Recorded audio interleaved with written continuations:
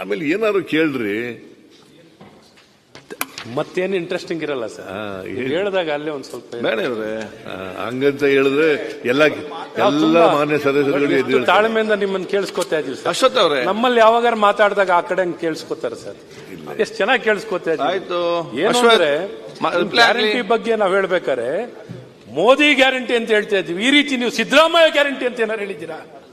ಆಯ್ತು, ಈಗ ನಾನು ಬರೀ ಯೋಜನೆಗಳ ಬಗ್ಗೆ ಹೇಳ್ಕೊಂಡು ಹೋಗಿದ್ದೀರಾ. ಯಾಕೆಂತಂದ್ರೆ ಸರ್ಕಾರದ ಖಜಾನೆ ಕೊಡ್ಲಿಕ್ಕೆ ನೀವು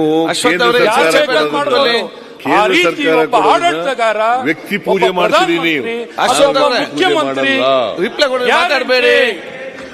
ನನ್ನ ವ್ಯಕ್ತಿತ್ವ, ನನ್ನ ಆಡಳಿತ ಗ್ಯಾರಂಟಿ, ಈ ಭಾಷಣ ನೀವು ಯಾವತ್ತೂ ಬಳಕೆ ಆಗಿಲ್ಲ. ಅಶ್ವಥ್ ಅವರೇ ಮಾತಾಡಿ ಕೂತ್ಕೊಳ್ಳಿ. ತಾವು ದಯವಿಟ್ಟು ಮಾನ್ಯ ಮುಖ್ಯಮಂತ್ರಿಗಳ ಮಧ್ಯೆ ಮಾತಾಡ್ಲಿಲ್ಲ.